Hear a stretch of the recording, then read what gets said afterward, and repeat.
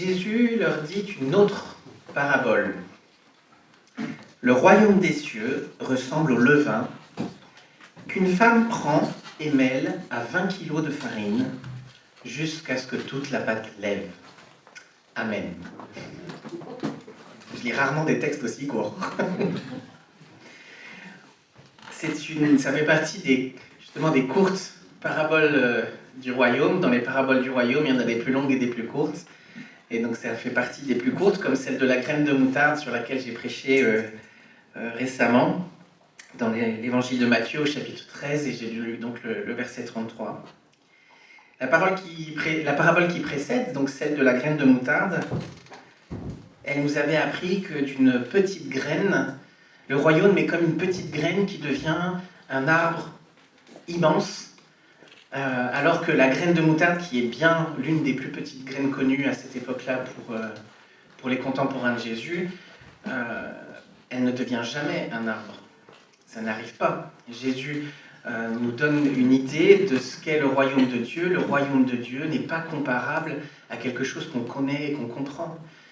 Comme la graine de moutarde, il ne paye pas de mine. Ça a l'air tout petit, mais il y a beaucoup plus qu'il n'y paraît dedans. Et le royaume de Dieu nous surprend et il fonctionne d'une manière qu'on ne peut pas comparer complètement. Et c'est ce qu'on apprend avec cette parabole sur la graine de moutarde. C'est qu'il y a quelque chose du royaume de Dieu et de ce que les disciples sont en train de faire, parce que Jésus s'adresse aussi à ses disciples pour leur expliquer ce qu'ils sont en train de faire et pour leur dire « ça n'a pas l'air extraordinaire ce qu'on fait. On avance à 4 km/h, on parle à des gens les uns après les autres. C'est petit comme une graine de moutarde, mais un jour ça sera grand comme un arbre et les oiseaux du ciel viendront s'abriter dedans. » Aujourd'hui, avec la parabole du levain, les deux paraboles sont assez proches en fait. Les deux paraboles sont assez proches. Mais là, Jésus, il utilise quelque chose qui souvent est utilisé de manière négative. Mais là, il n'utilise pas de manière négative. Vous savez, là, quand il dit par exemple « méfiez-vous du levain des pharisiens », en fait, c'est pas que le levain soit mauvais en soi. Ce qu'il veut dire, c'est qu'il parle de la capacité du levain à faire lever la pâte. Le royaume des cieux ne se répand pas comme une bombe qui explose. Je ne sais pas s'il y avait des bombes à l'époque de Jésus, je ne crois pas. Mais il aurait pu trouver probablement une image, comme il parlait du tonnerre, ou je ne sais pas, quelque chose qui s'embrase d'un coup. Non, Jésus nous dit, le royaume des cieux, c'est une action cachée. C'est une petite quantité de choses qu'on a mis dans une très grande quantité, 20 kilos. Imaginez 20 kilos de farine. Je suis fils de boulanger. Je sais à quoi ça ressemble, 20 kilos de farine dans un pétrin. Mais je peux vous assurer que le pétrin de mon père, il était mécanique. 20 kilos, pétrir 20 kilos de pâte à la main, je ne sais pas si on le faisait à l'époque, même pour des gens qui avaient l'habitude. 20 kilos, c'est énorme, c'est une très grande quantité. Un tout petit peu de levain, il n'en faut pas beaucoup. Un petit peu de levain, on met dedans et on ne voit pas ce qui se passe. Le levain, on ne le voit pas au début. Si vous avez l'habitude, vous connaissez l'odeur. Mais quand on regarde, on ne voit pas. Et pourtant, il y a une action cachée. Une action cachée et inexorable. Car inexorablement, le levain ira jusqu'au bout. Il va faire lever toute la pâte. Petit à petit, de proche en proche. C'est comme une réaction en chaîne à travers l'espace et le temps, puisque ça se développe petit à petit. Et Jésus est en train de nous dire que le royaume de Dieu se répand de cette manière-là. Bien sûr, les disciples avec la graine de moutarde, ils ont probablement compris que ce qu'ils étaient en train de faire, Jésus était en train de dire, il y a plus que ce que vous croyez. Et c'est pas seulement qu'il y a une action cachée, une action invisible pour eux, c'est plus que ça. C'est que ça ira au bout de ce qui est prévu et que ça vaut la peine. Que ce soit pour l'action des disciples ou pour la nôtre, recevoir le royaume et répandre le royaume, ça vaut la peine, même si ça n'a pas l'air de grand-chose. Et ce que je trouve intéressant, c'est qu'on peut voir du coup un déséquilibre entre le bien et le mal en faveur du bien. Car c'est à l'opposé de ce qu'est le mal. Le mal, vous savez, au moment de la chute, le mal s'est répandu dans le monde. Et le mal touche tout. Il touche tout, même en moi. En moi, il touche mon intelligence, il touche mes émotions, il touche mon intuition, il touche tout ce que je suis. À n'importe quel endroit, je peux trouver du mal. Mais le bien que Dieu avait mis en moi, il est toujours là. Donc le mal s'est répandu, mais il n'a pas pu aller jusqu'au bout. Il s'est répandu dans le monde entier, il touche tout, même la création. L'apôtre Paul nous dit que la création soupire après la délivrance, parce que le mal a tout touché, y compris la création. Mais le mal n'a pas pu aller jusqu'au bout. Contrairement au bien qui va se répandre. Est-ce que vous vous souvenez de cette histoire de la femme avec la perte de sang dans l'Évangile? Ce qui est intéressant dans ce texte, c'est que dans la loi, une femme qui a une perte de sang, mais aussi en fait tout ce qui est un peu trait à des écoulements, donc si on a une plaie qui suppure, ou si on a... il y a tout un tas on ne va pas se mettre là-dedans maintenant, je ne voudrais pas vous couper l'appétit.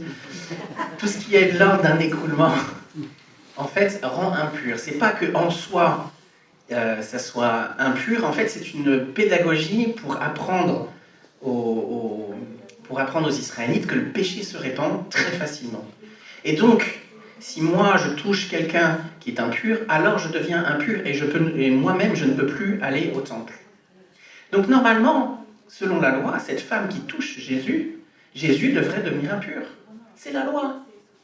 Et qu'est-ce qui se passe? Eh bien, il se passe exactement l'inverse. C'est elle qui est purifiée par le bien. Ce que Jésus est en train de dire, c'est que le royaume de Dieu est très largement supérieur au mal. Et que là où le mal a la capacité de se répandre, sans pour autant pouvoir tout prendre, le bien, le royaume de Dieu va se répandre en touchant tout ce qu'il doit toucher. Et tout ce qui doit appartenir au royaume de Dieu y appartiendra. Il ne peut pas être vaincu par le mal. Il n'y a pas de retour en arrière. À aucun moment, la pâte qui a été élevée ne redevient de la farine. Ça n'arrive pas. La farine, elle ne représente pas le monde entier, dans le sens où il ne faudrait pas croire que... il ne faudrait pas confondre l'Église avec le levain et la farine avec le monde. Si on interprétait cette parabole comme ça, on pourrait croire que les chrétiens ont installé par l'Église le royaume de Dieu sur terre. Il y a des gens qui pensent ça. C'est pas ce que dit Jésus ici. Déjà, Jésus se présente comme étant la femme. Jésus n'a pas eu honte de se présenter comme une femme. Ça devrait donner des idées à certains. Ensuite, la farine, c'est un grand volume, mais ça ne représente pas le monde. Ça représente tout ce qui doit être touché par le royaume de Dieu. Tous ceux qui doivent recevoir le royaume de Dieu. Tous qui doit être de ce côté-ci de l'éternité. Parce qu'un jour, bien sûr, le monde entier sera débarrassé du mal et le royaume de Dieu va s'installer. Les cieux et la terre seront réunis enfin, c'est-à-dire que la volonté de Dieu, l'autorité de Dieu, c'est ça, le royaume, c'est là où Dieu a autorité, l'autorité de Dieu sera rétablie sur tout. Mais ce n'est pas ce qui va se passer pendant l'histoire. Mais tout ce qui doit être ramené dans le royaume de Dieu le sera de ce côté-là de l'éternité et sans retour en arrière possible. La pâte levée ne redevient jamais de la farine. Ça, c'est quand même quelque chose d'incroyable. Jésus est en train de dire, il n'y a pas un combat entre les forces et du bien et du mal, et des fois c'est l'un qui gagne, et des fois c'est l'autre qui gagne. On est marqué par cette pensée-là, cette pensée manichéenne, parce que c'est celle qui prévaut dans la plupart des films qu'on regarde, dans la plupart des philosophies. Mais dans la Bible, c'est pas ça. Dans la Bible, Jésus va se soumettre au mal. Comme les chrétiens vont subir le mal pendant le temps de la patience de Dieu, jusqu'au jour du jugement. Mais en attendant, quand bien même ça n'est pas très glorieux, quand bien même c'est tout petit, quand bien même il n'y a pas grand-chose, la puissance de vie qui est dedans, elle ne peut pas être arrêtée et elle ira jusqu'au bout. Elle ne peut pas être arrêtée et elle ira jusqu'au bout. C'est une certitude. Jésus veut que ses disciples aient compris ça. Et quand il dit ça aux foules, il veut leur donner soif pour que les foules aient envie de venir vers Jésus, pour en savoir plus. Le royaume de Dieu ne peut pas être contaminé par le mal. Il ne peut pas revenir en arrière. Ça n'existe pas. Il y a un combat inégal en faveur du bien. Ce qui est étonnant, on est souvent étonné, moi le premier, que le mal continue d'exister dans ce monde. Et honnêtement, avec l'actualité en ce moment, on a vécu quelques décennies où on avait l'impression que tout allait en s'améliorant. Et puis là, depuis 10 ou 20 ans, et une accélération de ces dernières années, on voit bien qu'il y a des sursauts dans l'histoire, il y a des vagues, et il y a des moments où le mal a l'air de déferler plus. Imaginez ce qu'ont dû penser les chrétiens à l'époque de la Seconde Guerre mondiale. Et pourtant, nous avons la certitude que le mal ne peut pas le remporter. Il y a un combat inégal, le mal ne pourra pas gagner. En fait, c'est ça qui devrait attirer notre attention. Notre attention est souvent attirée sur le mal qui persiste. Pourquoi il reste du mal? Et si Dieu limite le mal, pourquoi il ne le limite pas plus? Mais des fois, on devrait tourner notre attention sur le fait que ce qui est formidable, c'est que le mal ne gagne jamais, et il ne gagnera pas. Il n'est jamais vainqueur, ni dans nos vies. Qu'est-ce qui peut nous arriver? Qu'est-ce qui peut me séparer de l'amour de Dieu, dit Paul? Ni la mort, ni la vie. Aucune puissance. Rien ne me séparera jamais de l'amour de Dieu, dit Paul. Le bien ne peut être vaincu par le mal. C'est pour ça que Paul nous encourage dans l'Épître aux Romains à être vainqueur du mal par le bien. Je pense que je ferai peut-être une série de prédications dans Romains 12 bientôt, et donc on aura l'occasion de revenir sur ce verset-là. Non, le royaume de Dieu se répand. Et les disciples qui sont là devant Jésus, ils ne se doutent pas. Ils ne se doutent pas de la chaîne, on a parlé de la chaîne d'amour. Est-ce que vous connaissez Irénée? Irénée de Lyon. Les Lyonnais doivent le savoir. Et ceux qui ont une culture catholique développée doivent le savoir aussi. Irénée de Lyon, c'est un pasteur, on dit pasteur, d'autres diraient évêque. Dans la Bible, c'est la même chose. L'évêque de Lyon, au début du IIe siècle, il est mort en martyr pour sa foi. Mais Irénée nous a laissé pas mal d'écrits très intéressants. Dans un de ses écrits, il dit « Moi, Irénée, je suis disciple de Polycarpe. » Alors, pour ceux qui connaissent très bien Lyon, il y a une église Saint-Polycarpe à Lyon aussi. Polycarpe était disciple de Jean. Et Jean était disciple de Jésus. Et c'est comme ça que je sais que ce que je dis de l'évangile est vrai. Vous voyez, il y a ce qu'on appelle la succession apostolique. C'est-à-dire que l'enseignement des apôtres se répand. Jésus a parlé à Jean, Jean a parlé à Polycarpe, Polycarpe a parlé à Irénée.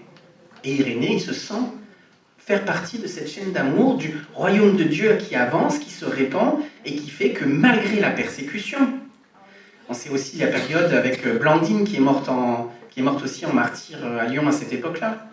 Malgré la persécution, le royaume de Dieu avance. Pendant 3 siècles, les chrétiens ont été persécutés. Au bout de 3 siècles, c'est 10% de l'Empire romain qui est chrétien. Comment est-ce possible? Comment est-ce possible que face à la persécution, 10% des gens, imaginez-le, se soient convertis et donné leur vie au Christ, risquant leur vie propre? C'est quand même incroyable. C'est quand même incroyable. Et ensuite, qu'est-ce qui se passe? L'Empire romain devient chrétien. L'Empire romain devient chrétien, c'est en fait une nouvelle épreuve pour les chrétiens. Parce que quand on est des chrétiens sous la persécution, ceux qui sont chrétiens, ils sont vraiment chrétiens. Ça, voilà. Mais quand l'Empire entier doit être chrétien et que tout le monde doit être chrétien, c'est quoi être un vrai chrétien? Et là, le christianisme se dilue dans la culture. Mais Dieu n'a pas laissé faire. Et c'était une tactique du diable pour que l'Église s'arrête. Mais le Seigneur a fait des réveils très régulièrement. Et tout au long du Moyen-Âge, c'est la chose qui m'a le plus passionné, à laquelle je ne m'attendais pas du tout dans mes cours d'histoire en théologie, c'est la période du Moyen-Âge, de voir comment Dieu a maintenu la foi. Vous avez l'abbaye de Cluny, au Xe siècle, en 900 quelque chose, vous imaginez, qui a répandu l'Évangile dans toute l'Europe, et qui a fait beaucoup de bien, parce que les gens venaient habiter autour des abbayes pour être en sécurité et pour pouvoir vivre. Et puis quand le réveil de Cluny s'est éteint, eh bien, il y a eu le réveil de Cîteaux, et c'est pareil. Et plus tard, au XIIIe siècle, on a les franciscains, avec François d'Assise. En quelques années, quelqu'un qui prêchait un évangile radical de la pauvreté, il fallait tout abandonner. François d'Assise était riche, c'était un riche héritier d'un riche marchand de la ville d'Assise en Italie. Il a vendu tous ses biens, sauf ce qui était nécessaire pour que sa sœur puisse subvenir à ses besoins. Il a vendu tous ses biens, et la question qu'on se pose, c'est est-ce qu'il possédait la veste qu'il avait sur lui ou pas? Il était radical. Et bien, en quelques années, il y a 6000 lieux qui sont franciscains en Europe. Le Seigneur a réveillé l'Europe régulièrement avec des gens à qui il a donné d'annoncer le royaume de Dieu. Et puis il y a eu Luther. Il y a eu Luther au XVIe siècle qui était rongé par la culpabilité à cause de l'Église et qui voit le système des indulgences. On achète son pardon et on construit Saint-Pierre de Rome avec ces indulgences-là. Et Luther, il dit, il y a un truc qui ne va pas. Et puis il lit l'Épître aux Romains, il lit les psaumes, mais il se convertit, il connaît la grâce, il comprend la grâce. Il y a une vraie conversion, il veut réformer l'Église, il se fait mettre dehors. Mais ça ne va pas s'arrêter là, parce que le mal ne va pas être vainqueur.